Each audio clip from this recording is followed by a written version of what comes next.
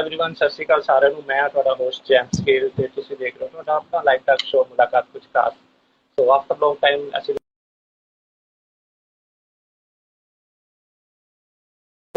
ਦੇ ਨਾਲ ਸੋ ਮੇਰੇ ਨਾਲ ਹੈ ਬਹੁਤ ਹੀ beautiful girl miss PTC Punjabi 2022 ਦੇ winner Jaspreet Kaur so first of all ma'am welcome to my show ਮੁਲਾਕਾਤ ਕੁਝ ਖਾਸ ਐਂਡ ਵੈਰੀ ਕੰਗ੍ਰੈਚੁਲੇਸ਼ਨਸ ਕਿ ਤੁਸੀਂ ਇਹ ਪੀਟੀਸੀ ਦਾ ਖਿਤਾਬ ਹਾਸਿਲ ਕੀਤਾ। Thank you nice. तो एक बार फिर सब व्यूअर का वेलकम है जी, बहुत बहुत धन्यवाद है ਤੁਸੀਂ ਸਾਡੇ ਨਾਲ ਜੁੜੇ ਹੋ ਤੇ ਸਾਨੂੰ ਇੱਥੇ ਸਪੋਰਟ ਕਰਦੇ ਰਹੋ, ਪਿਆਰ ਕਰਦੇ ਰਹੋ।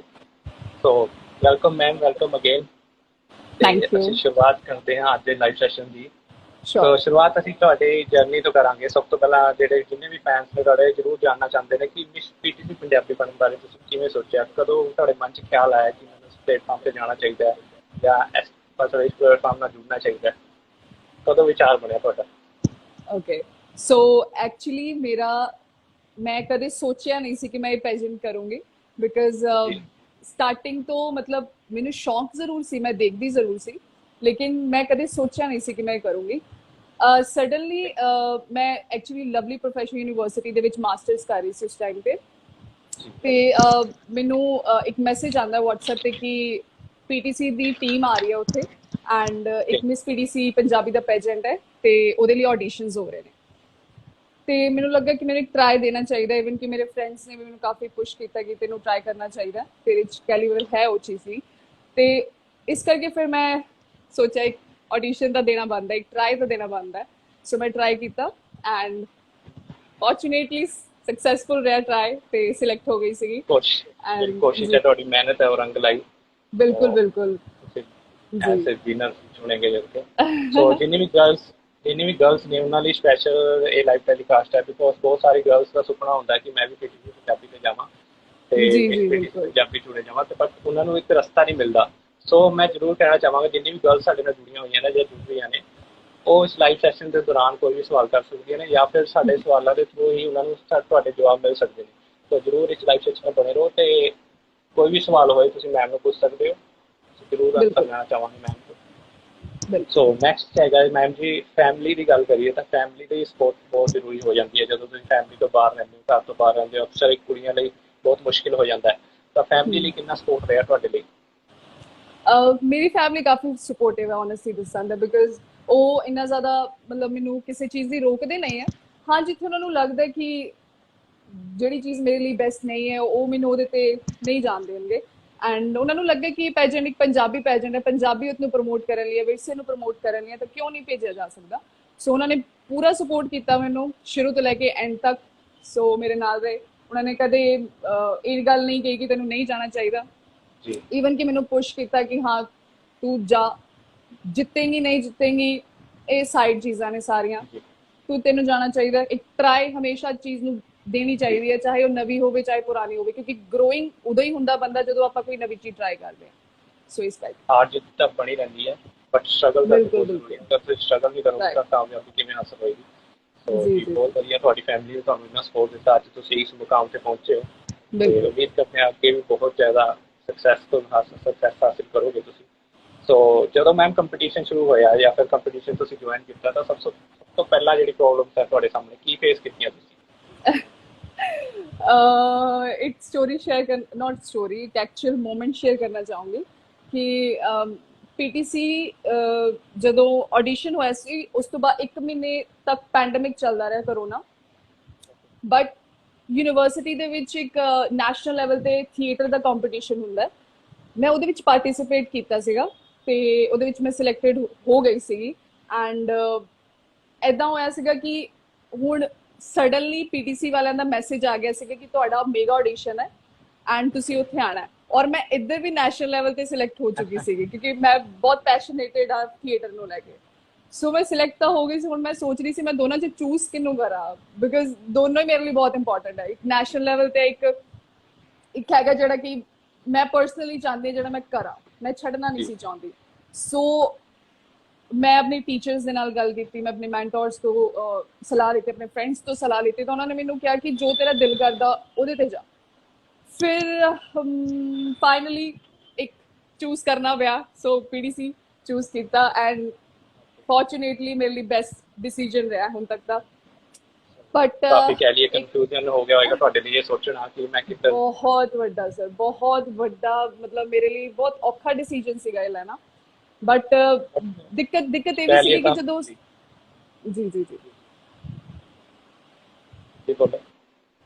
ਦਿੱਕਤ ਇਹ ਸੀਗੀ ਕਿ ਜਦੋਂ ਪੀਟੀਸੀ ਦੇ ਵਿੱਚ ਆਉਣ ਲੱਗੀ ਸੀ ਮੇਗਾ ਆਡੀਸ਼ਨ ਦੇ ਵਿੱਚ, ਤਾਂ 2 ਦਿਨ ਪਹਿਲਾਂ ਹੀ ਮੈਨੂੰ ਇੱਕ ਸੀਰੀਅਸ ਇੰਜਰੀ ਆ ਗਈ ਨੀ ਦੇ ਉੱਤੇ, ਐਂਡ ਮੇਰੇ ਨੀ ਦੀ ਲਿਗਾਮੈਂਟਸ ਤੇ ਕਾਫੀ ਜ਼ਿਆਦਾ ਸੋਜ ਆ ਚੁੱਕੀ ਸੀਗੀ, ਸਵੈਲਿੰਗ ਹੋ ਚੁੱਕੀ ਸੀ, ਤੇ ਉਹਦੇ ਕਰਕੇ ਮੇਰੇ ਡਾਕਟਰਸ ਨੇ ਕਿਹਾ ਸੀਗਾ ਇਹ ਬਹੁਤ ਸੀਰੀਅਸ ਇੰਜਰੀ ਹੈ, ਤੈਨੂੰ ਬੈੱਡ ਰੈਸਟ ਦੀ ਜ਼ਰੂਰਤ ਹੈ ਐਟਲੀਸਟ ਫॉर 10 ਡੇਜ਼।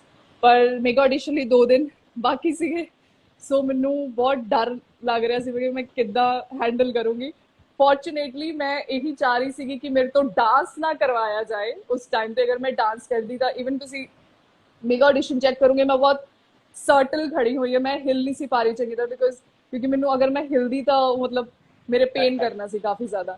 ਸੋ ਇਦਾਂ ਹੋਇਆ ਕਿ ਮਤਲਬ ਫੋਰਚੂਨੇਟਲੀ ਮੇਰੇ ਤੋਂ ਡਾਂਸ ਨਹੀਂ ਕਰਵਾਏਗਾ, ਮੇਰੇ ਤੋਂ ਕਰਵਾਏਗੀ ਐਕਟਿੰਗ। ਔਰ ਮੈਂ ਐਕਟਿੰਗ ਬਾਰੇ ਵੀ ਸੋਚ ਕੇ ਨਹੀਂ ਗਈ ਸੀ ਕਿ ਐਕਟਿੰਗ ਕਰਵਾਉਣਗੇ ਮੇਰੇ ਤੋਂ, ਮੈਂ ਸੋਚ ਕੇ ਗਈ ਸੀ ਚਲੋ ਮੇਰੇ ਤੋਂ ਸੁਹਾਗ ਗਵਾ ਲੈਣਗੇ ਜਾਂ ਘੋੜੀਆਂ ਗਵਾ ਲੈਣਗੇ ਜਾਂ ਕੁਝ ਕਰਵਾ ਲੈਣਗੇ, ਪਰ ਮੇਰੇ ਤੋਂ ਐਕਟਿੰਗ ਕਰਵਾ ਲਈ ਗਈ। ਔਰ ਮੈਂ ਐਕਟਿੰਗ ਬਾਰੇ ਸੋਚ ਕੇ ਨਹੀਂ ਗਈ ਸੀ।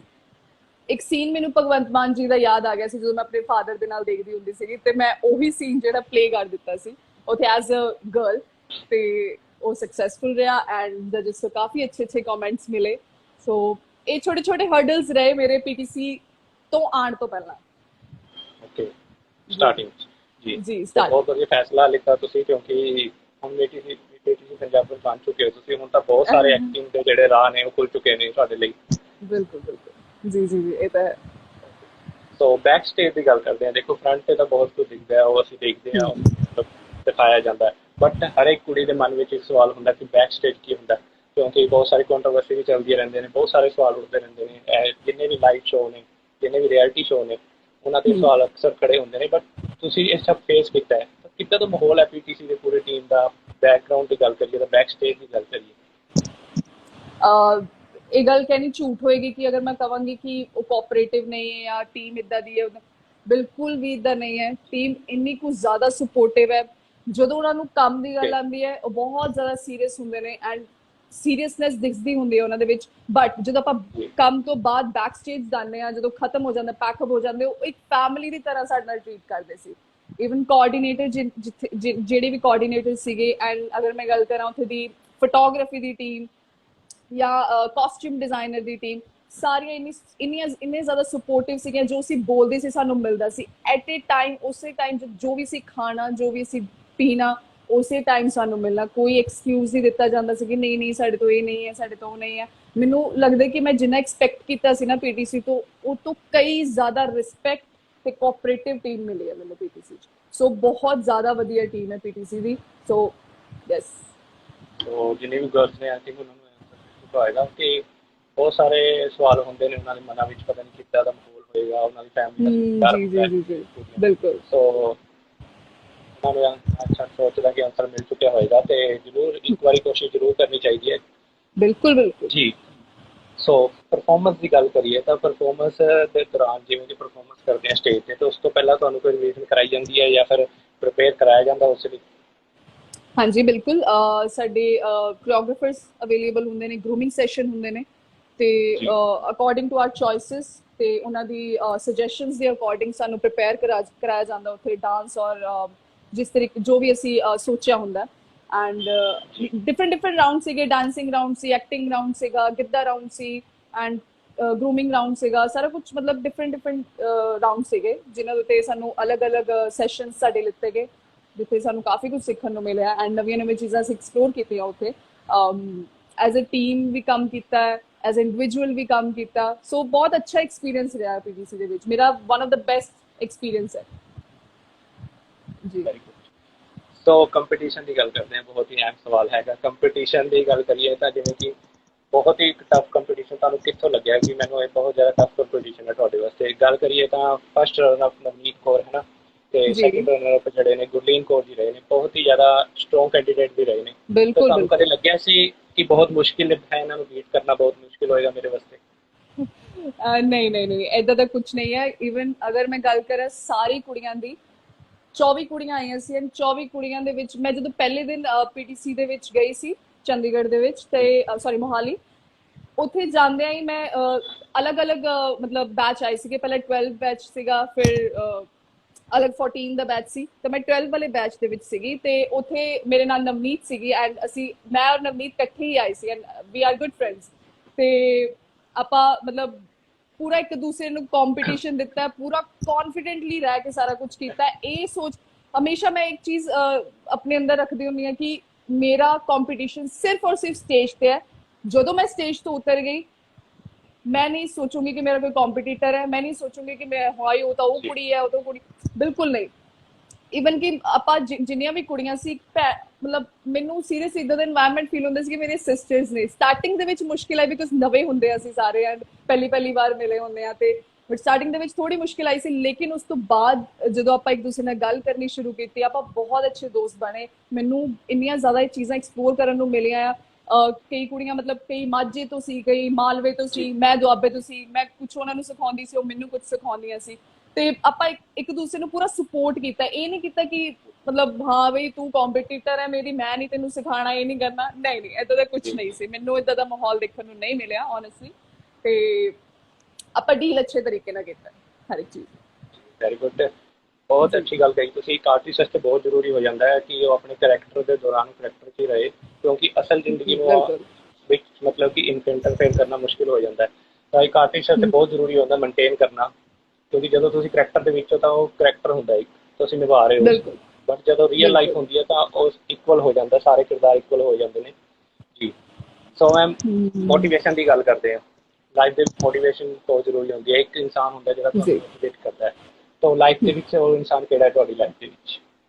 ਆਈ ਥਿੰਕ ਮੈਂ ਇੱਕ ਇਨਸਾਨ ਦਾ ਨਾਮ ਨਹੀਂ ਲੈ ਸਕਦੀ, ਪਰ ਇੰਨੇ ਜ਼ਿਆਦਾ ਇਨਸਾਨ ਨੇ। ਮੇਰਾ ਬ੍ਰਦਰ, ਮੇਰੇ ਫਰੈਂਡਸ ਮੇਰਾ ਬਹੁਤ ਮਤਲਬ ਸਾਥ ਦਿੰਦੇ ਰਹੇ ਸ਼ੁਰੂ ਤੋਂ। ਮਤਲਬ ਜਰਨੀ ਦੇ ਸਟਾਰਟਿੰਗ ਤੋਂ ਹੀ, ਈਵਨ ਜਦੋਂ ਮੈਂ ਚੱਲੀ ਸੀ, ਇੰਨਾ ਜ਼ਿਆਦਾ ਮੈਨੂੰ ਮੋਟੀਵੇਟ ਕੀਤਾ। ਸਾਨੂੰ ਪਤਾ ਤੂੰ ਹੀ ਜਿੱਤਣ ਵਾਲੀ ਹੈ, ਤੂੰ ਹੀ ਜਿੱਤਣ ਵਾਲੀ, ਸਾਨੂੰ ਪਤਾ, ਬਸ ਤੂੰ ਸਮਝਿਆ ਕਿ ਤੂੰ ਫਾਰਮੈਲਿਟੀ ਕਰਨ ਚੱਲੀ ਹੈ। ਮੈਂ ਕਿਹਾ ਨਹੀਂ ਯਾਰ, ਇੰਨਾ ਵੀ ਤੁਸੀਂ ਨਾ ਦਿਓ ਮੈਨੂੰ ਕਿ ਮੈਂ ਓਵਰ ਕੌਨਫੀਡੈਂਟ ਹੋ ਕੇ ਚਲੀ ਜਾਵਾਂ। ਬਟ ਮੈਂ ਸੱਚੀ ਕਹਿ ਰਹੀ ਹਾਂ ਕਿ ਮੈਨੂੰ ਆਪਣੇ ਅੰਦਰੋਂ ਮਤਲਬ ਕੌਨਫੀਡੈਂਸ ਦਿਖਾਉਂਦੀ ਮੈਂ ਜ਼ਰੂਰ ਸੀ, ਲੇਕਿਨ ਮੈਂ ਅੰਦਰੋਂ ਕਾਫੀ ਜ਼ਿਆਦਾ ਨਰਵਸ ਹੁੰਦੀ ਸੀ ਜਦੋਂ ਵੀ ਮੈਂ ਸਟੇਜ ਤੇ ਜਾਂਦੀ ਸੀ। ਕਿਉਂਕਿ ਆਪਾਂ ਕਹਿ ਦਿੰਦੇ ਹਾਂ ਕਿ ਆਪਾਂ ਫੁੱਲੀ ਕੌਨਫੀਡੈਂਟ ਆ, ਲੇਕਿਨ ਆਪਾਂ ਅੰਦਰੋਂ ਕਿਤੇ ਨਾ ਕਿਤੇ ਨਰਵਸਨੈਸ ਹੁੰਦੀ ਹੈ। ਬਿਕੋਜ਼ ਮੈਂ ਓਨੈਸਟਲੀ ਦੱਸਾਂ, ਮੈਂ ਪਹਿਲਾਂ ਵੀ 2 ਪੈਜੈਂਟਸ ਕਰ ਚੁੱਕੀ ਹਾਂ, ਤੇ ਮੈਨੂੰ ਮਤਲਬ ਕਰਾਊਡ ਦੇ ਵਿੱਚ ਕੀਤੇ ਆ ਮੈਂ। ਐਂਡ ਉਹ ਇੱਕ ਪ੍ਰੋਪਰ ਸ਼ੋਅ ਨਹੀਂ ਸੀ, ਇੱਕ ਸਿੰਪਲ ਇੱਕ ਦਿਨ ਦਾ ਸ਼ੋਅ ਸੀਗਾ। ਐਂਡ ਮੈਂ ਇੰਨੇ ਵੱਡਾ ਸ਼ੋਅ ਕਦੇ ਨਹੀਂ ਸੀ ਕੀਤਾ। ਦਿੱਕਤ ਇਹ ਆਉਂਦੀ ਸੀਗੀ ਕਿ ਮੈਨੂੰ ਕਰਾਊਡ ਫੇਸ ਕਰਨ ਦੀ ਆਦਤ ਸੀ, ਮੈਨੂੰ ਕਰਾਊਡ ਦੀ ਚੇਅਰ ਅਪ ਦੀ ਬਹੁਤ ਜ਼ਿਆਦਾ ਆਦਤ ਸੀ, ਬਿਕੋਜ਼ ਮੈਂ ਸਟੇਜ ਪਰਫਾਰਮੈਂਸਿਸ ਦੇ ਚੁੱਕੀ ਹਾਂ। ਹੁਣ ਜਦੋਂ ਪੀਡੀਸੀ 'ਚ ਗਈ, ਬਹੁਤ ਹੀ ਸਰਟਲ ਮਾਹੌਲ ਸੀਗਾ। ਸਾਹਮਣੇ ਟੀਮ ਬੈਠੀ ਹੈ ਫੋਟੋਗ੍ਰਾਫੀ ਦੀ, ਸਾਰੇ ਦੇਖ ਰਹੇ ਆ ਮੈਨੂੰ ਐਂਡ ਜੱਜਿਸ ਦੀ ਨਜ਼ਰ ਮੇਰੇ ਵੱਲ ਹੈ, ਤਾਂ ਉਹ ਬਹੁਤ ਨਰਵਸਨੈਸ ਵਾਲਾ ਮਾਹੌਲ ਸੀਗਾ। ਬਟ ਫਾਈਨਲੀ ਉਹ ਪਾਰ ਕੀਤਾ ਹੈ। ਮੁਸ਼ਕਿਲਾਂ ਆਈਆਂ, ਸਭ ਆਈਆਂ, ਸਾਈਡ ਤੇ ਜਿੱਤ ਗਏ ਆ। ਸੋ ਦੇਖੋ, ਬਹੁਤ ਸਾਰੇ ਮੈਸੇਜ ਵੀ ਆ ਰਹੇ ਨੇ ਤੁਹਾਨੂੰ। ਅਰਸ਼ ਜੀ ਕਹਿ ਰਹੇ ਨੇ ਯੂਰ ਬਿਗੇਸਟ ਫੈਨ। ਸੋ ਬਹੁਤ ਪਿਆਰ ਮਿਲ ਰਿਹਾ ਤੁਹਾਨੂੰ। ਤੇ ਇੱਕ ਸਵਾਲ ਇਹ ਵੀ ਆ ਰਿਹਾ ਹੈ ਕਿ ਤੁਸੀਂ ਆਪਸ 'ਚ ਲੜਦੇ ਵੀ ਸੀ, ਕਿਉਂਕਿ ਅਕਸਰ ਕੁੜੀਆਂ ਲੜਦੀਆਂ ਰਹਿੰਦੀਆਂ ਨੇ ਆਪਸ 'ਚ। ਅਸੀਂ ਏਦਾਂ ਲੜਦੇ ਸੀ, ਬਹੁਤ ਪਿਆਰ ਨਾਲ ਲੜੀਦਾ ਹੁੰਦਾ ਸੀ। ਇਹ ਨਹੀਂ ਕਿ ਇੱਕ ਦੂਜੇ ਦੇ ਗੁੱਤਾ ਫੜ ਲਓ, ਏਦਾਂ ਦਾ ਕੁਝ ਨਹੀਂ ਸੀ ਜੀ। ਬਹੁਤ ਅਸੀਂ ਪਿਆਰ ਨਾਲ ਇੱਕ ਦੂਸਰੇ ਨੂੰ ਹੈਂਡਲ ਕਰਦੇ ਸੀ ਜੀ। ਸੋ ਮੋਟੀਵੇਸ਼ਨ ਦੀ ਗੱਲ ਹੋ ਰਹੀ ਸੀ। ਮੋਟੀਵੇਟ ਹੋਣਾ ਇਨਸਾਨ ਨੂੰ ਬਹੁਤ ਜ਼ਰੂਰੀ ਹੁੰਦਾ ਹੈ। ਕੋਈ ਮੋਟੀਵੇਟ ਕਰਦਾ, ਜਦੋਂ ਪੁਸ਼ ਕਰਦਾ ਹੈ ਤਾਂ ਤੁਹਾਡੇ 'ਚ ਹਿੰਮਤ ਡਬਲ ਹੋ ਜਾਂਦੀ ਹੈ ਉਹ ਕੰਮ ਕਰਨ ਦੀ। ਰਾਈਟ, ਬਿਲਕੁਲ। ਸੋ ਜਸਪ੍ਰੀਤ ਜੀ, ਅੱਗੇ ਗੱਲ ਕਰਦੇ ਹਾਂ ਜੀ। ਮਿਸ ਪੀਟੀਸੀ ਪੰਜਾਬੀ ਜਿਹੜਾ ਪਲੇਟਫਾਰਮ ਹੈ, ਜਦੋਂ ਤੁਸੀਂ ਉਸ 'ਤੇ ਗਏ, ਉਸ ਤੋਂ ਬਾਅਦ ਮਿਸ ਪੀਟੀਸੀ ਬਣੇ, ਤੇ ਪਹਿਲੇ ਵਾਲੀ ਜਸਪ੍ਰੀਤ ਤੇ ਹੁਣ ਵਾਲੀ ਜਸਪ੍ਰੀਤ ਤੁਸੀਂ ਕੀ ਫਰਕ ਦੇਖਦੇ ਹੋ? ਆਈ ਥਿੰਕ ਮੈਨੂੰ ਲੱਗਦਾ ਕਿ ਮੇਰੀ ਸਕਿੱਲਸ ਦੇ ਵਿੱਚ ਕਾਫੀ ਜ਼ਿਆਦਾ ਚੇਂਜਸ ਆਏ ਨੇ। ਸਕਿੱਲਸ ਜ਼ਿਆਦਾ ਵਧੀਆ ਨੇ। ਐਕਸਪਲੋਰੇਸ਼ਨ ਦੇ ਨਾਲ ਕੀ ਹੋ ਗਿਆ ਕਿ ਮੇਰੇ ਗਰੋਥ ਹੋਈ ਹੈ। ਜਿੱਦਾਂ ਮੈਂ ਦੱਸਿਆ ਤੁਹਾਨੂੰ ਕਿ ਮੈਂ ਆਪਣੀ ਓਨੈਸਟਲੀ ਦੱਸਿਆ ਤਾਂ ਮੈਨੂੰ ਡਾਂਸਿੰਗ ਇੰਨੀ ਜ਼ਿਆਦਾ ਨਹੀਂ ਆਉਂਦੀ, ਬਹੁਤ ਮਾਈਨਰ ਆਉਂਦੀ ਹੈ। ਤੇ ਮੈਂ ਡਾਂਸਿੰਗ ਸਿੱਖੀ ਆ ਉੱਥੇ। ਐਂਡ ਮੇਰੇ ਕੋਰੀਓਗ੍ਰਾਫਰਸ ਜਿਹੜੇ ਸੀ, ਦੇ ਆਰ ਦ ਬੈਸਟ। ਮਤਲਬ ਉਹਨਾਂ ਨੇ ਮੈਨੂੰ ਇੰਨੀ ਪੇਸ਼ੈਂਟਲੀ ਹੈਂਡਲ ਕੀਤਾ ਕਿ ਚਲੋ ਨਹੀਂ ਆਉਂਦਾ ਡਾਂਸ, ਇਟਸ ਓਕੇ, ਕੋਈ ਗੱਲ ਨਹੀਂ, ਹਰ ਕਿਸੇ ਦੀ ਬਸ ਦੀ ਗੱਲ ਨਹੀਂ ਹੁੰਦੀ, ਬਟ ਉਹਨਾਂ ਨੇ ਬਹੁਤ ਪੇਸ਼ੈਂਟਲੀ ਮੈਨੂੰ ਹੈਂਡਲ ਕੀਤਾ ਐਂਡ ਮੈਨੂੰ ਬਹੁਤ ਖੁਸ਼ੀ ਹੁੰਦੀ ਹੈ ਕਿ ਮੈਂ ਡਾਂਸਿੰਗ ਰਾਊਂਡ ਨੂੰ ਕਲੀਅਰ ਕਰ ਲਿਆ, ਬਿਕੋਜ਼ ਜੀ ਮੈਂ ਡਰਦੀ ਸੀ ਬਹੁਤ ਜ਼ਿਆਦਾ ਕਿ ਮੈਂ ਡਾਂਸ ਤੋਂ ਮਾਰ ਖਾਊਂਗੀ, ਮੈਂ ਬਿਕੋਜ਼ ਮੈਂ ਬੋਲਣ ਤੋਂ ਨਹੀਂ ਡਰਦੀ, ਮੈਨੂੰ ਬੋਲਣਾ ਬਹੁਤ ਜ਼ਿਆਦਾ ਪਸੰਦ ਹੈ, ਮੈਨੂੰ ਸਪੀਚਿੰਗ ਦੇਣੀ ਅੱਛੀ ਲੱਗਦੀ ਹੈ, ਬਟ ਮੈਨੂੰ ਡਰ ਸਿਰਫ ਡਾਂਸਿੰਗ ਤੋਂ ਲੱਗਦਾ ਸੀ ਬਿਕੋਜ਼ ਮੈਂ ਡਾਂਸਰ ਅੱਛੀ ਨਹੀਂ ਸੀ, ਬਟ ਹੁਣ I am a good dancer, I would say ਕਿ ਬਹੁਤ ਹੀ ਇੰਟਰਮੀਡੀਏਟ ਵਧੀਆ, ਡਾਂਸਰ ਹੈਗੀ। ਬਹੁਤ ਹੀ ਵਧੀਆ ਡਾਂਸ ਕੀਤਾ ਸੀ। So thank you. ਵਿਸ਼ੇਸ਼ ਬਣਦਾ ਉਹਦੇ ਲਈ। ਸੋ ਨਰਵਸਨੈਸ ਦੀ ਤੁਸੀਂ ਗੱਲ ਕਰ ਰਹੇ ਸੀ ਤਾਂ ਮੈਨੂੰ ਇੱਕ ਗੱਲ ਯਾਦ ਆਈ। ਐਕਚੁਅਲੀ ਮੈਂ ਕਿਸੇ ਵੱਡੇ ਆਰਟਿਸਟ ਨਾਲ ਗੱਲ ਕਰ ਰਿਹਾ ਸੀ ਪਰਸਨਲੀ ਇਨਬੌਕਸ ਦੇ ਵਿੱਚ। ਸੋ ਉਹਨਾਂ ਨਾਲ ਲਾਈਵ ਤਾਂ ਹੋ ਨਹੀਂ ਸਕਿਆ, ਹਜੇ ਉਹ ਬਿਜ਼ੀ ਨੇ, ਬਟ ਉਹਨਾਂ ਨੇ ਇੱਕ ਮੈਨੂੰ ਜੀ ਇੱਕ ਗੱਲ ਦੱਸੀ। ਜਦੋਂ ਮੈਂ ਨਰਵਸਨੈਸ ਬਾਰੇ ਪੁੱਛਿਆ, ਜਿਵੇਂ ਮੈਂ ਵੀ ਹੁਣ ਕਈ ਵਾਰੀ ਆਉਂਦਾ ਕਿਸੇ ਆਰਟਿਸਟ ਦੇ ਸਾਹਮਣੇ, ਕਿਸੇ ਵੱਡੇ ਸੈਲੀਬ੍ਰਿਟੀ ਦੇ ਹਮ, ਸਾਹਮਣੇ, ਤਾਂ ਇੱਕ ਜੀ ਨਰਵਸਨੈਸ ਹੋਣੀ ਸ਼ੁਰੂ ਹੋ ਜਾਂਦੀ ਹੈ। ਤਾਂ ਉਹਨਾਂ ਨੇ ਮੈਨੂੰ ਕਿਹਾ ਸੀ ਕਿ ਜਦੋਂ ਕੋਈ ਨਰਵਸਨੈਸ ਹੁੰਦੀ ਹੈ, ਜਦੋਂ ਵੀ ਤੁਹਾਨੂੰ ਕੋਈ ਨਰਵਸਨੈਸ ਹੁੰਦੀ ਹੈ ਨਾ, ਤੁਸੀਂ ਸਮਝੋ ਕਿ ਤੁਸੀਂ ਆਪਣੇ ਕੰਮ ਲਈ ਬਹੁਤ ਜ਼ਿਆਦਾ ਸੀਰੀਅਸ ਹੋ। ਬਿਲਕੁਲ। ਜਿਸ ਦਿਨ ਫੋਕਸ ਹੋ। ਤੁਹਾਨੂੰ ਨਰਵਸ ਜਿਸ ਦਿਨ ਤੁਹਾਨੂੰ ਨਰਵਸਨੈਸ ਹੋਣੀ ਖਤਮ ਹੋ ਗਈ, ਤਾਂ ਤੁਹਾਨੂੰ ਹੋ ਜਾਏਗਾ, ਤੁਹਾਡਾ ਓਵਰ ਕੌਨਫੀਡੈਂਸ ਆਉਣਾ ਸ਼ੁਰੂ ਹੋ ਜਾਏਗਾ ਤੁਹਾਡੇ ਵਿੱਚ। ਸੋ ਇੱਕ ਨਰਵਸਨੈਸ ਆਣੀ ਇੱਕ ਮਤਲਬ ਬਹੁਤ ਹੀ ਵਧੀਆ ਗੱਲ ਵੀ ਹੈ ਇੱਕ ਨਾ ਇੱਕ, ਕਿਉਂਕਿ ਆਪਣੇ ਕੰਮ ਬਿਲਕੁਲ ਲਈ ਬਿਲਕੁਲ। ਤੁਸੀਂ ਸੀਰੀਅਸ ਹੁੰਦੇ ਹੋ, ਤੁਹਾਨੂੰ ਟੈਨਸ਼ਨ ਹੁੰਦੀ ਹੈ ਕਿ ਹਾਂ ਅੱਜ ਇਹ ਮੇਰਾ ਕੰਮ ਹੈ, ਮੈਂ ਇਹ ਕਰਨਾ ਹੈ, ਮੈਂ ਉਹਨੂੰ ਅੱਛੇ ਤਰੀਕੇ ਨਾਲ ਨਿਭਾਉਣਾ ਹੈ। ਸੋ ਮੈਨੂੰ ਇੱਕ ਗੱਲ ਹਾਂਜੀ ਬਹੁਤ ਹਾਂਜੀ, ਵਧੀਆ ਲੱਗੀ ਸੀ ਉਹਨਾਂ ਦੀ, ਕਿ ਇਹਨੂੰ ਦੈਟਸ ਨੈਗੇਟਿਵ ਤਰੀਕੇ ਨਾਲ ਨਾ ਦੇਖਿਆ ਜਾਵੇ, ਇਹਨੂੰ ਪੋਜ਼ਿਟਿਵ ਵੀ ਦੇਖਿਆ ਜਾ ਸਕਦਾ ਹੈ ਕਿ ਇਹ ਇੱਕ ਵਧੀਆ ਕੰਮ ਲਈ ਤੁਸੀਂ ਕਰ ਰਹੇ ਹੋ, ਤੁਸੀਂ ਸੀਰੀਅਸ ਹੋ ਇਸ ਕੰਮ ਲਈ। ਨਹੀਂ ਤਾਂ ਗੁੱਡ। ਓਵਰ ਕੰਫੀਡੈਂਸ ਆਉਣਾ ਸ਼ੁਰੂ ਹੋ ਜਾਂਦਾ ਕਿ ਮੈਂ ਤਾਂ ਕਰ ਲਾਂਗਾ, ਕੋਈ ਦਿੱਕਤ ਨਹੀਂ ਹੈ। ਬਿਲਕੁਲ ਬਿਲਕੁਲ, ਔਰ ਮੈਨੂੰ ਲੱਗਦਾ ਕਿ ਓਵਰ ਕੌਨਫੀਡੈਂਸ ਤੋਂ ਹੀ ਬੰਦਾ ਬਹੁਤ ਮਾਰ ਖਾ ਜਾਂਦਾ। ਅਗਰ ਇੰਨਾ ਤੁਸੀਂ ਅੱਛਾ ਮਤਲਬ ਕਰਦੇ ਆਏ, ਜਦੋਂ ਤੁਸੀਂ ਓਵਰ ਕੌਨਫੀਡੈਂਟ ਹੋ ਜਾਂਦੇ ਹੋ ਨਾ, ਫਿਰ ਨਹੀਂ ਕੋਈ ਉਹਦਾ ਰਾਹ ਨਹੀਂ ਹੁੰਦਾ। ਨਰਵਸ ਹੋਣਾ ਸੋ ਇੱਕ ਅਲੱਗ ਗੱਲ ਹੈ, ਬਟ ਨਰਵਸਨੈਸ ਤੋਂ ਨਿਕਲ ਕੇ ਆਉਣਾ, ਇੱਕ ਆਪਣੇ ਆਪ ਨੂੰ ਪ੍ਰੈਜ਼ੈਂਟ ਕਰਨਾ ਬਹੁਤ ਵੱਡੀ ਗੱਲ ਹੁੰਦੀ ਜੀ ਹੈ। ਇੱਕ ਹੁੰਦੇ ਨਰਵਸਨੈਸ ਤੋਂ ਘਬਰੂ ਕੇ ਚਲੋ ਜੀ ਬੈਕ ਹੋ ਜਾਓ, ਬੈਕ ਸਟੈਪ ਲੈ ਲਓ। ਇੱਕ ਹੁੰਦਾ ਕਿ ਉਹਨੂੰ ਕਵਰ ਕਰਕੇ ਜਾਓ ਅੱਗੇ ਐਂਡ ਉਹਨੂੰ ਜੀ ਆਪਣਾ ਪੂਰਾ ਦਿਖਾ ਦਿਓ। ਮੈਂ ਓਨੈਸਟਲੀ ਦੱਸਾਂ, ਮੈਨੂੰ ਪ੍ਰਿੰਸ ਨਰੂਲਾ ਸਰ ਨੇ ਕਿਹਾ ਸੀ ਕਿ ਸਟੇਜ ਨੂੰ ਨਾ ਆਪਣਾ ਇੱਕ ਫਰੈਂਡ ਸਮਝੋ, ਕਿ ਤੁਹਾਡਾ ਫਰੈਂਡ ਹੈ, ਤੁਸੀਂ ਉਹਨੂੰ ਐਂਟਰਟੇਨ ਕਰਨਾ, ਤੁਸੀਂ ਉਹਨੂੰ ਮਤਲਬ ਬੈਸਟ ਦੇਣਾ ਹੈ, ਉਹ ਚਾਹੁੰਦਾ ਕਿ ਤੁਸੀਂ ਉਹਨੂੰ ਬੈਸਟ ਦਿਓ, ਠੀਕ ਹੈ, ਤੇ ਉਹ ਹਮੇਸ਼ਾ ਤੁਹਾਨੂੰ ਮੋਟੀਵੇਟ ਕਰਦਾ ਰਹੇਗਾ। ਔਰ ਸਟੇਜ ਤਾਂ ਓਬਵੀਅਸਲੀ ਜੀ ਇੱਕ ਆਰਟਿਸਟ ਲਈ ਬਹੁਤ ਵੱਡੀ ਚੀਜ਼ ਹੁੰਦੀ ਹੈ। ਤੇ ਜੀ ਮੈਂ ਹਮੇਸ਼ਾ ਇਹ ਮੰਨਦੀ ਹੁੰਦੀ ਕਿ ਜਦੋਂ ਤੁਸੀਂ ਨਰਵਸ ਹੁੰਦੇ ਹੋ, ਬਸ ਸਟੇਜ ਨੂੰ ਦੇਖ ਲਿਆ ਕਰੋ ਜਦੋਂ ਤੁਸੀਂ ਖੜੇ ਹੋ, ਕਿਉਂਕਿ ਹਰ ਕਿਸੇ ਨੂੰ ਮੌਕਾ ਨਹੀਂ ਮਿਲਦਾ, ਹਰ ਕੋਈ ਉੱਥੇ ਸਟੇਜ ਤੇ ਨਹੀਂ ਆਉਂਦਾ, ਆਉਂਦਾ ਉਹੀ ਹੈ ਜੋ ਹਿੰਮਤ ਰੱਖਦਾ। ਸੋ ਇਹ ਗੱਲ ਜ਼ਰੂਰ ਜੀ ਸਭਨਾਂ ਨੂੰ ਯਾਦ ਰੱਖਣੀ ਚਾਹੀਦੀ ਹੈ, ਔਰ ਮੈਂ ਵੀ ਖੁਦ ਇਹ ਗੱਲ ਹਮੇਸ਼ਾ ਆਪਣੇ ਆਪ ਨੂੰ ਰਿਮਾਈਂਡ ਕਰਾਉਂਦੀ ਰਹਿੰਦੀ ਹਾਂ। ਸੋ ਸਾਇਰਾ ਮੈਮ ਵੀ ਸਾਡੇ ਨਾਲ ਜੁੜੇ ਹੋਏ ਨੇ, ਸੋ ਮਿਸ਼ਾ ਓਹ ਮੈਮ ਵੀ ਦੈਟਸ ਸਾਡੇ ਗੁੱਡ। ਨਾਲ ਜੁੜੇ ਹੋਏ ਨੇ। So PTC industry I think almost ਲੋਕ ਜਿੰਨੇ ਵੀ ਕੰਮ ਕਰ ਰਹੇ ਨੇ ਉਹ ਸਾਨੂੰ ਬਹੁਤ ਪਿਆਰ ਦਿੰਦੇ ਨੇ, ਸਾਡੇ ਸ਼ੋਅ ਨੂੰ ਬਹੁਤ ਪਿਆਰ ਦਿੰਦੇ ਨੇ, ਅਕਸਰ ਸਾਡੇ ਹੈਲਪ ਵੀ ਕਰਦੇ ਨੇ, ਸਾਡੇ ਨਾਲ ਜੁੜੇ ਰਹਿੰਦੇ ਨੇ। ਸੋ ਬਹੁਤ ਬਹੁਤ ਧੰਨਵਾਦ ਦੈਟਸ ਸਾਰਿਆਂ ਦਾ ਜੀ। ਸੋ ਖਿਤਾਬ ਤਾਂ ਤੁਸੀਂ ਹਾਸਿਲ ਕਰ ਲਿਆ, ਤਾਂ ਫਿਊਚਰ ਦੀ ਜੀ ਗੱਲ ਕਰਦੇ ਹਾਂ। ਅਕਸਰ ਕੀ ਹੁੰਦਾ ਹੈ ਕਿ ਮਿਸ ਪੀਟੀਸੀ ਪੰਜਾਬੀ ਜਿੰਨੇ ਵੀ ਕੁੜੀਆਂ ਬਣਦੀਆਂ ਨੇ, ਉਹ ਕਿਤੇ ਨਾ ਕਿਤੇ ਡਿਸਕਨੈਕਟ ਹੋ ਜਾਂਦੀਆਂ ਨੇ, ਮੀਡੀਆ ਤੋਂ ਡਿਸਕਨੈਕਟ ਹੋ ਜਾਂਦੀਆਂ ਨੇ, ਬਿਲਕੁਲ ਸੋਸ਼ਲ ਮੀਡੀਆ ਤੋਂ ਵੀ ਡਿਸਕਨੈਕਟ ਹੋ ਜਾਂਦੀਆਂ ਨੇ। ਸੋ ਜਿੰਨੇ ਵੀ ਵਿਊਅਰਸ ਨੇ ਜਾਂ ਫਿਰ ਉਹਨਾਂ ਦੇ ਫੈਨ ਨੇ, ਉਹ ਨਿਰਾਸ਼ ਹੋ ਜਾਂਦੇ ਨੇ। ਸੋ ਫਿਊਚਰ ਦੀ ਗੱਲ ਕਰਨਾ ਚਾਹੁੰਦੇ, ਤੁਸੀਂ ਅੱਗੇ ਫਿਊਚਰ ਬਾਰੇ ਕੀ ਸੋਚਿਆ, ਕੀ ਗੋਲਸ ਨੇ ਤੁਹਾਡੇ ਅੱਗੇ, ਮੀਡੀਆ ਜਾਂ ਐਕਟਿੰਗ ਬਾਰੇ ਕੁਝ ਸੋਚਿਆ ਤੁਸੀਂ? ਐਕਚੁਅਲੀ ਮੈਂ ਸੋਚਣੀ ਨਹੀਂ, ਮੈਂ ਕਰ ਰਹੀ ਹਾਂ। ਹੌਲੀ ਹੌਲੀ ਪ੍ਰੋਜੈਕਟਸ ਆਉਂਦੇ ਰਹਿਣਗੇ ਐਂਡ ਮੈਂ ਕਰਦੀ ਰਹੂੰਗੀ ਉਹਨਾਂ ਨੂੰ, ਐਂਡ ਕੁਝ ਐਡਸ ਕਰ ਰਹੀ ਹਾਂ, ਉਹਨਾਂ ਦੇ ਉੱਤੇ ਕੰਮ ਚੱਲ ਰਿਹਾ ਐਂਡ ਪ੍ਰੋਜੈਕਟਸ ਆ ਰਹੇ ਨੇ। ਮੈਂ ਇਹ ਨਹੀਂ ਕਹੂੰ, ਮੈਂ ਪਿੱਛੇ ਨਹੀਂ ਹਟਣਾ ਚਾਹੁੰਦੀ, ਜੀ ਬਿਕਾਜ਼ ਮੈਨੂੰ ਇਹ ਲੱਗਦਾ ਕਿ ਜਿਹੜੀ ਤੁਸੀਂ ਗੱਲ ਕਹੀ ਹੈ ਨਾ ਕਿ ਕੁੜੀਆਂ ਚਲੇ ਜਾਂਦੀਆਂ, ਮੈਨੂੰ ਇਹ ਗੱਲ ਬਹੁਤ ਹਰਟ ਕਰਦੀ ਹੈ ਇੱਕ ਤਰ੍ਹਾਂ ਨਾਲ, ਕਿ ਜੀ ਕਈ ਸਟੈਪ ਬੈਕ ਕਰ ਲੈਂਦੇ ਬਿਕਾਜ਼ ਆਫ ਦ ਸਿਚੁਏਸ਼ਨ। ਮੈਂ ਉਹਨਾਂ ਨੂੰ ਬਲੇਮ ਨਹੀਂ ਕਰੂੰਗੀ, ਸਿਚੁਏਸ਼ਨਸ ਇਦਾਂ ਦੀਆਂ ਹੁੰਦੀਆਂ ਨੇ, ਬਟ ਮੈਂ ਇੱਕ ਹੀ ਚੀਜ਼ ਆਪਣੇ ਆਪ ਨੂੰ ਵੀ ਇਹ ਕਹਿੰਦੀ ਰਹਿੰਦੀ ਹਾਂ ਕਿ it's okay, situation is temporary, but ਜਿਹੜੀ ਤੁਸੀਂ ਆਇਡੈਂਟੀਟੀ ਬਣਾਉਣੀ ਉਹ ਤੁਹਾਡੀ ਲਾਈਫ ਟਾਈਮ ਲਈ ਹੈ।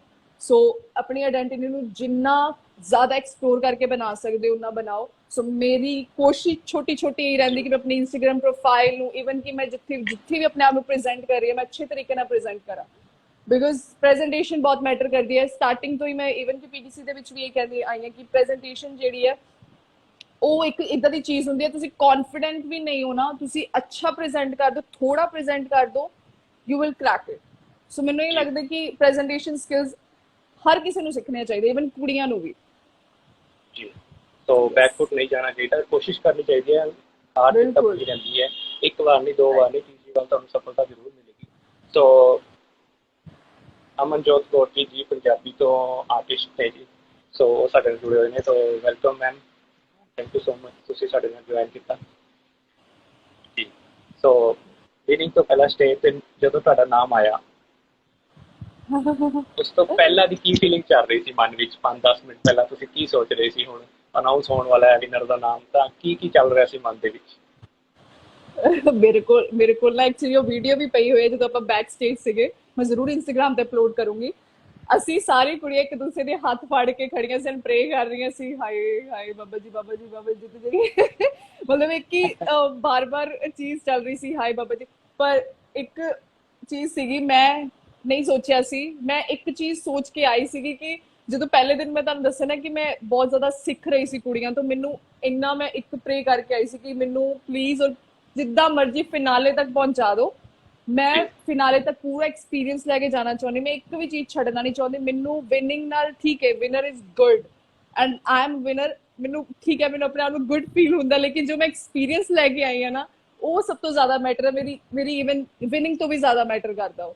ਸੋ ਮੈਨੂੰ ਇਹ ਸੀਗਾ ਕਿ ਮੇਰਾ ਐਕਸਪੀਰੀਅੰਸ ਜਿਹੜਾ ਨਾ ਉਹ ਬੈਸਟ ਮਿਲਣਾ ਚਾਹੀਦਾ, ਤੇ ਮੈਂ ਐਕਸਪੀਰੀਅੰਸ ਲੈ ਕੇ ਜਾਣਾ ਚਾਹੁੰਦੀ, ਮੈਂ ਵਿੱਚੇ ਛੱਡ ਕੇ ਨਹੀਂ ਜਾਣਾ ਚਾਹੁੰਦੀ। ਐਂਡ ਉਹ ਕੰਪਲੀਟ ਹੋਇਆ।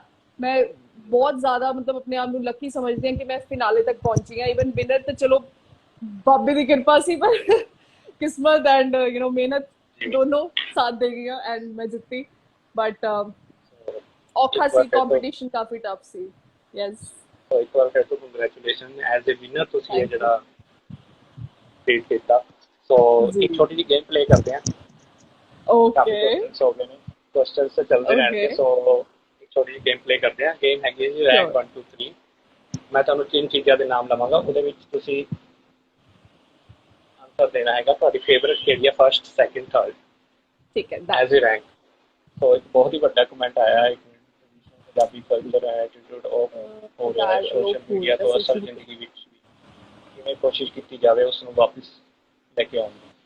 ਸੋ ਇੱਕ ਸਵਾਲ ਹੈ ਤੁਹਾਡੇ ਲਈ ਕਿ ਟ੍ਰੈਡੀਸ਼ਨਲ ਪੰਜਾਬੀ ਕਲਚਰ ਜਿਹੜਾ ਉਹ ਖਤਮ ਹੋ ਰਿਹਾ, ਤਾਂ ਕਿਵੇਂ ਇਹਨੂੰ ਵਾਪਿਸ ਲੈ ਕੇ ਆਇਆ ਜਾ ਸਕਦਾ ਹੈ? ਕਿਉਂਕਿ ਅੱਜ ਕੱਲ੍ਹ ਦਾ ਜਿਹੜਾ ਯੂਥ ਹੈ ਉਹ ਇਸ ਤੋਂ ਪਿੱਛੇ ਜਾ ਰਿਹਾ। ਕਿਤੇ ਨਾ ਕਿਤੇ ਪੰਜਾਬੀ ਟੱਚ ਤਾਂ ਹੈਗਾ, ਪੰਜਾਬੀ ਬੋਲਣਾ ਚਾਹੁੰਦਾ ਹੈ, ਪੰਜਾਬੀ ਗਾਣੇ ਸੁਣਨਾ ਚਾਹੁੰਦਾ ਹੈ, ਬਟ ਉਹ ਪੰਜਾਬੀ ਨੂੰ ਕਿਤੇ ਨਾ ਕਿਤੇ ਫਿਰ ਵੀ ਅਲੋਪ ਹੋ ਰਿਹਾ। ਪੰਜਾਬੀ ਲਿਖਣਾ ਨਹੀਂ ਚਾਹੁੰਦਾ, ਪੰਜਾਬੀ ਬੋਲਣਾ ਨਹੀਂ ਚਾਹੁੰਦਾ, ਬਟ ਉਹ ਪੰਜਾਬੀ ਸੁਣਨਾ ਚਾਹੁੰਦਾ, ਪੰਜਾਬੀ ਦੇਖਣਾ ਚਾਹੁੰਦਾ। ਬਿਲਕੁਲ। ਮੈਂ ਇਹਦੀ ਸਟਾਰਟਿੰਗ ਇੱਥੋਂ ਕਰਨਾ ਚਾਹਾਂਗੀ ਕਿ ਜਿੱਦਾਂ ਆਪਣਾ ਇਹ ਸ਼ੋਅ ਸੀਗਾ ਮਿਸ ਪੀਡੀਸੀ ਪੰਜਾਬੀ, ਕਲਚਰ ਨੂੰ ਲੈ ਕੇ ਵੀ ਸੀ, ਤੁਹਾਡੇ ਟੈਲੈਂਟ ਨੂੰ ਲੈ ਕੇ ਵੀ ਸੀ, ਤੁਹਾਡੀ ਪ੍ਰੈਜੈਂਟੇਸ਼ਨ ਨੂੰ ਲੈ ਕੇ ਵੀ ਸੀ। ਇਸੇ ਤਰੀਕੇ ਨਾਲ ਆਪਾਂ ਕੁਝ ਇਹਦੇ ਛੋਟੇ ਛੋਟੇ ਸ਼ੋਜ਼ ਕਰ ਸਕਦੇ ਹਾਂ। ਇੰਸਟਾਗ੍ਰਾਮ ਦੇ ਉੱਤੇ ਆਪਾਂ ਛੋਟੀ ਛੋਟੀ ਵੀਡੀਓਜ਼ ਬਣਾ ਕੇ ਪਾ ਸਕਦੇ। ਈਵਨ ਮੈਂ ਇਹ ਵੀ ਨਹੀਂ ਕਹੂੰਗੀ ਕਿ ਬਿਲਕੁਲ ਹੀ ਅਲੋਪ ਹੋ ਗਿਆ ਹੈ। ਸਾਡੇ ਕਈ ਸਾਰੇ ਇਦਾਂ ਦੇ ਲੋਕੀ ਹੈਗੇ ਨੇ ਜਿਹੜੇ ਕਿ ਹੱਲੇ ਤੱਕ ਵਿਰਸੇ ਨੂੰ ਪ੍ਰਮੋਟ ਕਰ ਰਹੇ ਨੇ ਐਂਡ ਹੱਲੇ ਤੱਕ ਉਹ ਚੱਲਦਾ ਆ ਰਿਹਾ। ਈਵਨ ਡਾਂਸਿੰਗ, ਲੋਕ ਗੀਤ ਦੀ ਗੱਲ ਕਰੀਏ ਜਾਂ ਆਪਣੇ ਲੋਕ ਨਾਚ ਦੀ ਗੱਲ ਕਰੀਏ, ਇਹ ਸਾਰੇ ਚੱਲ ਰਹੇ ਨੇ ਹੱਲੇ ਤੱਕ, ਬਟ ਕਿਤੇ ਨਾ ਕਿਤੇ ਥੋੜਾ ਜਿਹਾ ਲੈਕ ਕਰ ਰਿਹਾ because of the modern music.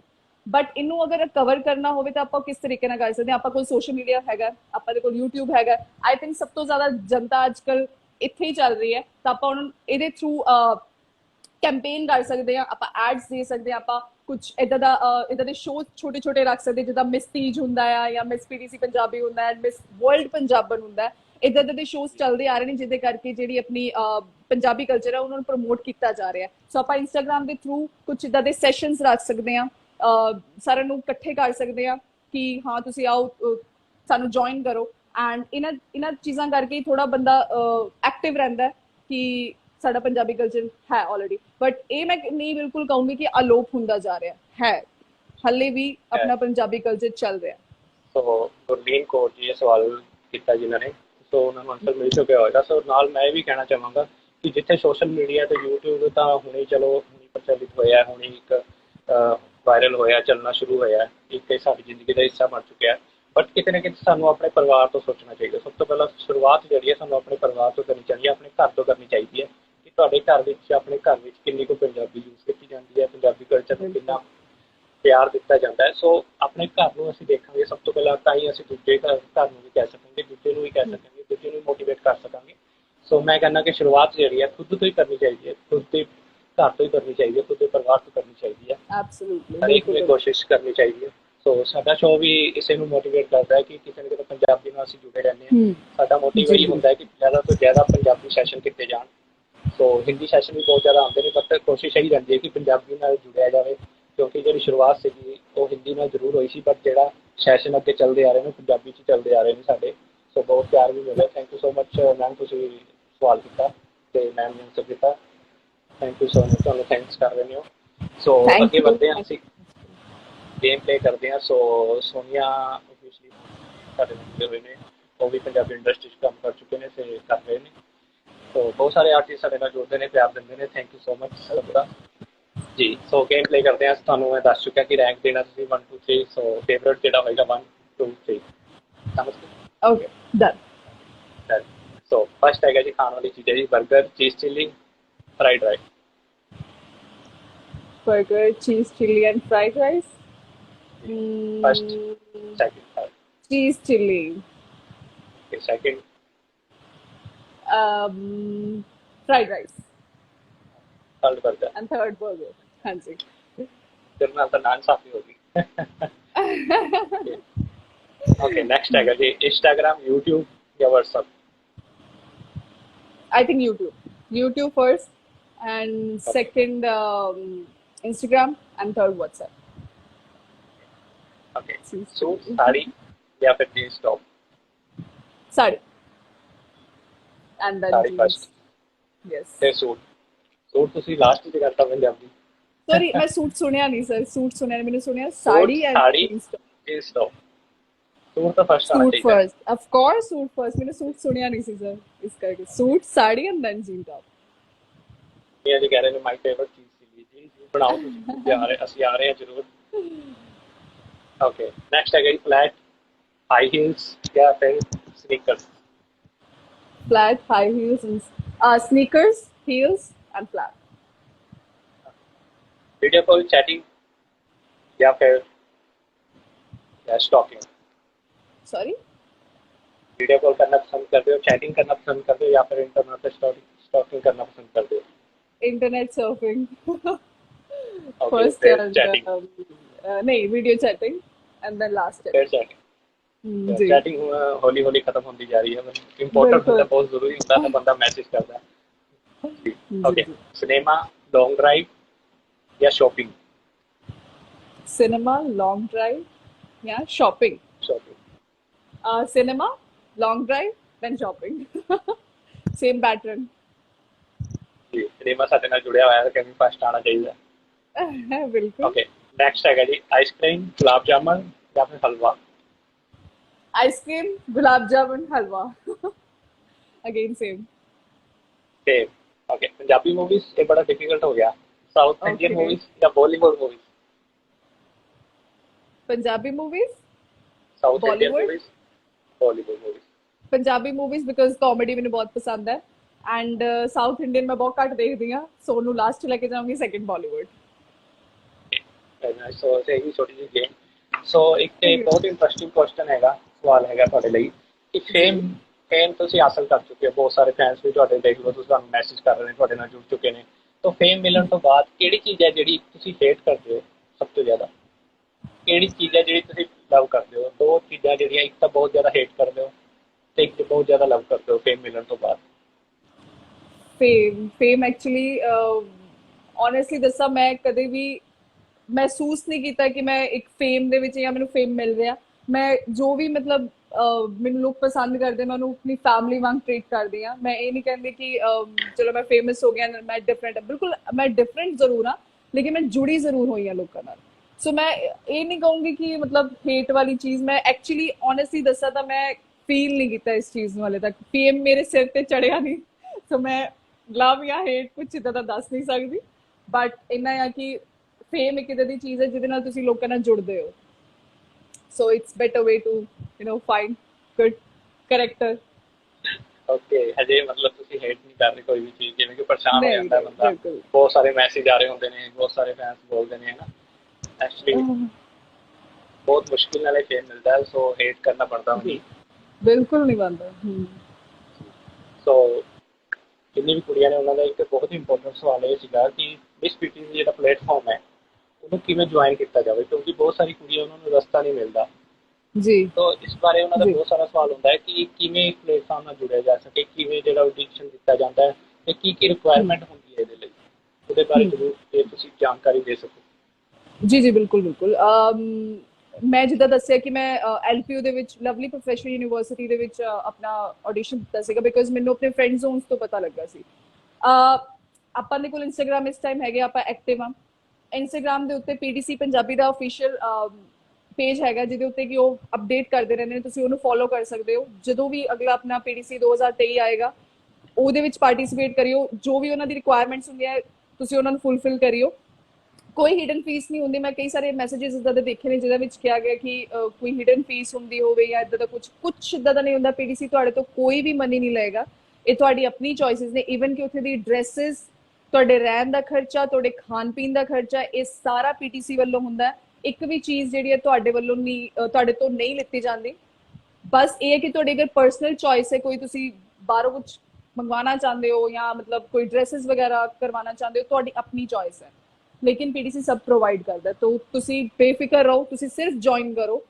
And मैं हर एक कुड़ी ਨੂੰ ਇਹ ਕਹੂੰਗੀ ਕਿ ਹਮੇਸ਼ਾ ਟਰਾਈ ਦੇਣਾ ਜ਼ਰੂਰੀ ਹੁੰਦਾ ਬਿਕਾਜ਼ ਚਾਹੇ ਤੁਸੀਂ ਸਿਲੈਕਟ ਹੋਵੋ ਜਾਂ ਨਾ ਹੋਵੋ ਇਹ ਬਾਤ ਦੀ ਗੱਲ ਹੁੰਦੀ ਹੈ ਲੇਕਿਨ ਐਕਸਪੀਰੀਅੰਸ ਜਿਹੜਾ ਹੈ ਉਹ ਬਹੁਤ ਮੈਟਰ ਕਰਦਾ ਆਪਾਂ ਕਿਸੇ ਵੀ ਜੌਬ ਦੇ ਲਈ ਜਾਂਦੇ ਆ ਉਹਦੇ ਵਿੱਚ ਐਕਸਪੀਰੀਅੰਸ ਜਿਹੜਾ ਸਾਨੂੰ ਸਭ ਤੋਂ ਪਹਿਲਾਂ ਪੁੱਛਿਆ ਜਾਂਦਾ ਕਿ ਐਕਸਪੀਰੀਅੰਸ ਕੀ ਹੈ ਤੁਹਾਡਾ ਸੋ ਐਕਸਪੀਰੀਅੰਸ ਮੈਟਰ ਕਰਦਾ ਹਾਰ ਜਿੱਤ ਲੱਗੀ ਰਹਿੰਦੀ ਹੈ ਇਹ ਲੱਗੀ ਹੀ ਰਹਿਣੀ ਹੈ ਸੋ ਡਸਨਟ ਮੈਟਰ ਜੋ ਵੀ ਮੈਟਰ ਕਰਦਾ ਹੈ ਉਹ ਹੈਗਾ ਆਪਣਾ experience so take it as much S ਨੇ ਆਈ ਥਿੰਕ ਮੈਨੂੰ ਲੱਗਦਾ ਮੈਡਮ ਨੇ ਕਾਫੀ ਡੀਪਲੀ ਆਨਸਰ ਦਿੱਤਾ ਇਸ ਚੀਜ਼ ਦਾ ਸੋ ਬਿਲਕੁਲ ਕਲੀਅਰ ਹੋ ਚੁੱਕਿਆ ਹੋਏਗਾ ਜਿੰਨੀ ਵੀ ਗਰਲਸ ਨੇ ਉਹਨਾਂ ਨੂੰ ਸੋ ਹੋਰ ਵੀ ਕੋਈ ਪ੍ਰੋਬਲਮ ਹੋਵੇ ਤੁਸੀਂ ਮੇਲ ਕਰ ਸਕਦੇ ਹੋ ਪੀਟੀਸੀ ਨੂੰ ਜਾਂ ਫਿਰ ਮੈਸੇਜ ਕਰ ਸਕਦੇ ਹੋ ਡੀਐਮ ਕਰ ਸਕਦੇ ਹੋ ਇੰਸਟਾਗ੍ਰਾਮ ਫੇਸਬੁੱਕ ਤੇ ਈਮੇਲ ਤੇ ਕੰਟੈਕਟ ਕਰ ਸਕਦੇ ਹੋ ਇੱਥੇ ਤੱਕ ਕਿ ਤੁਸੀਂ ਕੰਟੈਕਟ ਨੰਬਰ ਵੀ ਲੈ ਸਕਦੇ ਹੋ ਜਾਂ ਫਿਰ ਉਹਨਾਂ ਦੇ ਆਫਿਸ ਜਾ ਕੇ ਵੀ ਕਨੈਕਟ ਕਰ ਸਕਦੇ ਹੋ ਸੋ ਧੰਨਵਾਦ ਸਾਰਿਆਂ ਦਾ ਤੁਸੀਂ ਸਾਡੇ ਨਾਲ ਜੁੜੇ ਸੋ ਮੈਮ ਜਾਣ ਤੋਂ ਪਹਿਲਾਂ ਅਸੀਂ ਜ਼ਰੂਰ ਪੁੱਛਣਾ ਚਾਹਾਂਗੇ ਤੇ ਜਿੰਨੇ ਵਿਊਵਰਸ ਬਣੇ ਨੇ ਉਹਨਾਂ ਸਭ ਦਾ ਥੈਂਕ ਯੂ ਤੇ ਜ਼ਰੂਰ ਕਹਿਣਾ ਚਾਹਾਂਗੇ ਪਲੀਜ਼ ਫੋਲੋ ਜ਼ਰੂਰ ਕਰਿਆ ਕਰੋ ਬਹੁਤ ਸਾਰੇ ਵਿਊਵਰਸ ਬਹੁਤ ਸਾਰੇ ਮੁੰਡੇ ਕੁੜੀਆਂ ਸਾਨੂੰ ਮੈਸੇਜ ਕਰਦੀਆਂ ਨੇ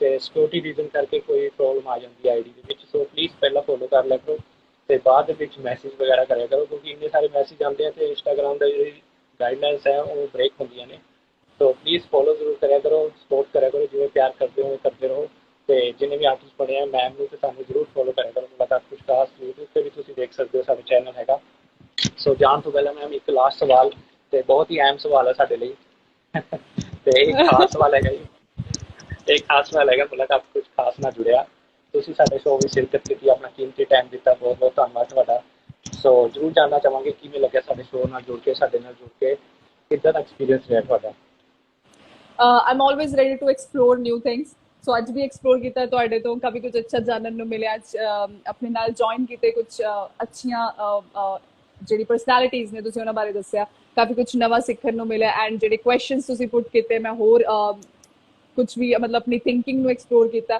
ਸੋ ਇਹ ਬਹੁਤ ਵਧੀਆ ਵੇ ਹੁੰਦਾ ਜਦੋਂ ਤੁਹਾਡੇ ਇੰਟਰਵਿਊਜ਼ ਹੁੰਦੇ ਜਦੋਂ ਤੁਹਾਨੂੰ ਲਾਈਵ ਤੁਹਾਡੇ ਸੈਸ਼ਨ ਦਿੱਤੇ ਜਾਂਦੇ ਐਂਡ ਉਹਦੇ ਵਿੱਚ ਜਿੰਨੀ ਤੁਸੀਂ ਮਤਲਬ ਹੁਣ ਤੱਕ ਆਪਣੀ ਥਿੰਕਿੰਗ ਨੂੰ ਐਕਸਪਲੋਰ ਕੀਤਾ ਹੁੰਦਾ ਤੁਸੀਂ ਹੋਰ ਜ਼ਿਆਦਾ ਅੱਛੇ ਤਰੀਕੇ ਨਾਲ ਐਕਸਪਲੋਰ ਕਰ ਪਾਉਂਦੇ ਤੁਹਾਡਾ ਕੌਨਫੀਡੈਂਸ ਲੈਵਲ ਹਾਈ ਹੁੰਦਾ ਤੁਹਾਡੀ ਜਿਹੜੀ ਪ੍ਰੈਜੈਂਟੇਸ਼ਨ ਸਕਿੱਲਸ ਆਲਵੇਜ਼ ਮੈਟਰ ਉਹ ਹਾਈ ਹੁੰਦੀਆਂ ਨੇ ਸੋ ਹਮੇਸ਼ਾ ਇੱਕ ਗੱਲ ਮੈਂ ਆਪਣੇ ਧਿਆਨ 'ਚ ਰੱਖਦੀ ਹੁੰਦੀ ਹਾਂ ਕਿ ਜਦੋਂ ਵੀ ਛੋਟੇ ਛੋਟੇ ਲਾਈਵ ਸੈਸ਼ਨਸ ਹੁੰਦੇ ਨੇ ਨਾ ਉਹਨਾਂ ਦੇ ਵਿੱਚ ਉਹ ਵੀ ਐਫਰਟਸ ਕਰਦੇ ਨੇ ਅਸੀਂ ਵੀ ਐਫਰਟਸ ਦਿਖਾਉਂਦੇ ਸਾਡੇ ਦੋਨਾਂ ਦਾ ਹੀ ਐਫਰਟ ਦੇ ਉੱਤੇ ਮੈਟਰ ਕਰਦੀਆਂ ਨੇ right so thank you so much sir thank you ਤੁਹਾਡੇ ਚੈਨਲ ਦਾ ਤੁਸੀਂ ਮੈਨੂੰ ਇਨਵਾਈਟ ਕੀਤਾ ਮੈਨੂੰ ਬਹੁਤ ਵਧੀਆ ਲੱਗਾ ਐਂਡ ਮੈਂ ਤੁਹਾਨੂੰ ਇੱਕ ਹੋਰ ਨਿਊਜ਼ ਦੱਸਣਾ ਚਾਹਾਂਗੀ ਇਹ ਜਿਹੜਾ ਮੇਰਾ ਫਰਸਟ ਐਵਰ ਲਾਈਵ ਹੈ ਇੰਸਟਾਗ੍ਰਾਮ ਤੇ ਮੈਂ ਕਦੇ ਇੰਸਟਾਗ੍ਰਾਮ ਤੇ ਲਾਈਵ ਨਹੀਂ ਹੋਈ ਇਵਨ ਕਿ ਮੈਂ social media last year use ਕਰਨਾ ਸ਼ੁਰੂ ਕੀਤਾ ਐਂਡ ਮੈਂ ਆਪਣੇ ਬ੍ਰਦਰ ਤੋਂ ਪੁੱਛ ਰਹੀ ਸੀ ਮੈਂ ਕਿ ਕਿੱਦਾਂ ਲਾਈਵ ਚੱਲਦਾ ਕਿੱਦਾਂ ਮੈਨੂੰ ਥੋੜਾ ਗਾਈਡੈਂਸ ਦੇ ਦੇ ਸੋ ਉਹਨਾਂ ਦੀ ਗਾਈਡੈਂਸ ਤੋਂ ਹੀ ਮੈਂ ਮਤਲਬ ਲਾਈਵ ਕੀਤਾ ਸ਼ੁਰੂ but thank you so much sir ਮੈਨੂੰ ਬਹੁਤ ਚੰਗਾ ਲੱਗਾ ਤੁਹਾਡੇ ਨਾਲ ਗੱਲ ਕਰਕੇ ਜਿਸ ਤਰੀਕੇ ਨਾਲ ਤੁਸੀਂ ਇੰਨੀ ਪੇਸ਼ੈਂਟਲੀ ਤੁਸੀਂ ਸਵਾਲ ਪੁੱਟ ਕੀਤੇ ਨੇ ਉਹ ਮੈਨੂੰ ਬਹੁਤ ਵਧੀਆ ਲੱਗੇ so thank you so much sir thank you so much and my pleasure ਕਿ ਤੁਸੀਂ ਸਾਨੂੰ ਟਾਈਮ ਦਿੱਤਾ ਆਪਣਾ ਕੀਮਤੀ ਸਮੇਂ ਕੱਢ ਕੇ ਸਾਡੇ ਕੋਲ ਬਹੁਤ ਸਾਰੇ ਸਵਾਲ ਹੁੰਦੇ ਨੇ ਹੋਰ ਬਹੁਤ ਸਾਰੇ ਇੰਟਰਸਟਿੰਗ ਗੇਮਾਂ ਵੀ ਹੁੰਦੀਆਂ ਨੇ ਐਕਚੁਅਲੀ ਕਾਫੀ ਟਾਈਮਾਂ ਦੇ ਵਿੱਚ ਬ੍ਰੇਕ ਕਰਤਾ ਸੀ ਅਸੀਂ ਲਾਈਵ ਸੈਸ਼ਨ ਸੋ ਹੁਣ ਦੁਬਾਰਾ ਅਸੀਂ ਲਾਈਵ ਸੈਸ਼ਨ ਸ਼ੁਰੂ ਕੀਤੇ ਨੇ ਬਹੁਤ ਸਾਰੇ ਮੈਸੇਜ ਆ ਰਹੇ ਸੀਗੇ ਬਹੁਤ ਸਾਰੇ ਪੀਟੀਸੀ ਵੱਲੋਂ ਵੀ ਜਿੰਨੇ ਵੀ ਆਰਟਿਸਟ ਨੇ ਉਹ ਸਾਨੂੰ ਬਾਰ-ਬਾਰ ਕਹਿੰਦੇ ਨੇ ਕਿ ਮੋਟੀਵੇਟ ਕਰਦੇ ਨੇ ਪੁਸ਼ ਕਰਦੇ ਨੇ ਕਿ ਸਰ ਤੁਸੀਂ ਬੰਦ ਕਰਤੇ ਕੰਟੀਨਿਊ ਕਰੋ ਸੋ ਤੁਹਾਡੇ ਤੋਂ ਦੁਬਾਰਾ ਕੰਟੀਨਿਊ ਕੀਤਾ ਅਸੀਂ ਤੇ ਬਹੁਤ ਹੀ ਵਧੀਆ ਐਕਸਪੀਰੀਅੰਸ ਰਿਹਾ ਤੁਹਾਡੇ ਨਾਲ ਤੇ ਬਹੁਤ ਵਧੀਆ ਲੱਗਿਆ ਗੱਲ ਕਰਕੇ ਉਮੀਦ ਕਰਦੇ ਹਾਂ ਕਿ ਤੁਸੀਂ ਬਹੁਤ ਸਾਰੇ ਮੂਵੀਜ਼ ਜਾਂ ਸਿਨੇਮਾ ਦਿਖਾਈ ਦਿਓਗੇ ਅੱਗੇ ਵੀ ਸਾਨੂੰ ਮੌਕਾ ਮਿਲੇਗਾ ਤੁਹਾਡੇ ਨਾਲ ਗੱਲਬਾਤ ਕਰਨ ਦਾ ਸੋ ਸਾਡੇ ਕੋਲ ਬਹੁਤ ਸਾਰੇ ਹੋਰ ਵੀ ਇੰਟਰਸਟਿੰਗ ਗੇਮਾਂ ਹੁੰਦੀਆਂ ਬਸ ਸਮੇਂ ਨੂੰ ਲੈ ਕੇ ਟਾਈਮ ਨੂੰ ਲੈ ਕੇ ਅਸੀਂ ਅੱਜ ਜਿਹੜਾ ਲਾਈਵ ਸੈਸ਼ਨ ਹੈ ਛੋਟਾ ਹੀ ਰੱਖਿਆ ਸੋ ਬਹੁਤ ਬਹੁਤ ਧੰਨਵਾਦ ਤੁਹਾਡਾ ਤੁਸੀਂ ਸਾਡੇ ਨਾਲ ਜੁੜੇ तो जान तो पहले एक सेल्फी जरूर बनती है। श्योर तो श्योर, व्हाई नॉट। जी,